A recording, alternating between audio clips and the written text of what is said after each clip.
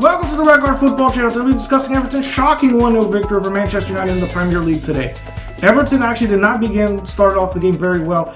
After Michael Keane gave away the ball, Bruno Fernandes shot over the bar. But that was the end of the incident, as Michael Keane and Idrissa Gana Gueye got into an arguing match, and eventually Idrissa Gana Gueye slapped Michael Keane in the face, resulting in his red card for the game. In fact, that gets my very special 2025 Red Card Football Channel Red Card of the Year, because I can't think of an incident more deservedly of the Red Card of the Year than that, because you slapped your own teammate in the face. Even if you have problems with your teammate, even if you want to argue with your teammate, that thing should be saved for the locker room at halftime. There's no reason to leave your team with 10 men because you got in an argument with your team to the point where you slapped them in the face.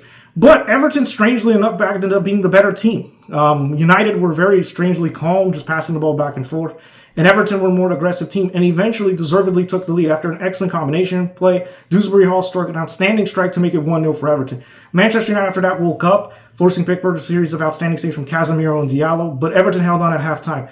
With the change of Mason Mount coming in from Mazraoui, Man United improved greatly, creating chance after chance. Pickford had to make outstanding saves from Xerxes, outstanding saves from Bruno Fernandes, outstanding saves from Diallo, and really it looked like Man United were going to get an equalizer. In fact, there was a great chance Bruno Fernandes had the ball at the top of the box after an excellent pass by Mount, but Bruno Fernandes strangely shot it wide.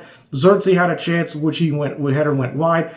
Xerxes had another chance where Pickford made an outstanding save in the last few minutes of the game, and then the last great chance fell to De Ligt, where De Ligt shot didn't go very well, and Everton held on for a brave 1-0 victory. This was a very strange game, but a deserved win for Everton, who moved up to 11th. I don't think they're going to have any real relegation battle anymore. They are safely in mid-table, a big away win, despite the fact that I don't know what's going to happen with the Idrissa Gana Gueye and Keane, because it was a very strange incident. I mean, the only precedent that I have for a fight between teammates was 20 years ago when was it Lee Boyer and Kieran Dyer fought each other after the Newcastle game, and both of them got red carded. But this is an incredibly rare incident. But Everton had immense resilience. David Moyes is great credit. His team defended extremely well. I thought Sharkovsky, Mikalenko, Keane was outstanding after he got slapped. He was unbelievable. Probably one of my men of the match alongside Pickford. Dewsbury Hall for me was outstanding. Garner had a great game. Grealish worked hard. I thought Everton deservedly won as they dug in, were very resilient, and even had some half chances on the counter-attack. I thought Everton were outstanding.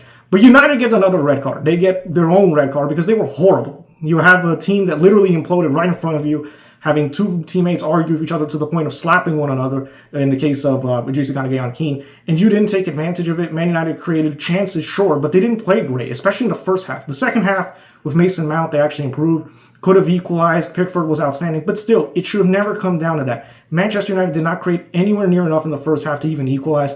Yes, Pickford made big saves, but they didn't create clear-cut chances. Amorim's in here for Manchester United for a year, and they're around mid-table. They're really no better than they were under Ten Hag.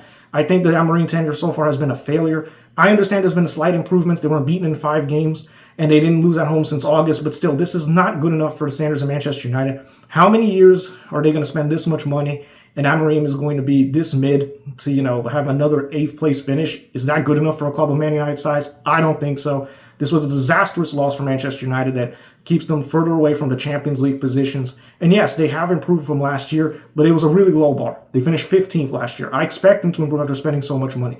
But they don't have a striker. Šeško's injured. Mateus Cunha was out, but that's not an excuse not to score a goal against 10 men Everton that should have been completely stunned after one of their own teammates slapped another teammate. But Everton were resilient. They dug in, and they deservedly beat a very poor Manchester United team on the day. David Moyes deserves a lot of credit. It's his first win at Old Trafford, and Everton's only second win at Old Trafford in the last 30 years. So congratulations to Everton. A big, historic day for the football club. That's all for the analysis for today. I hope to see you next time.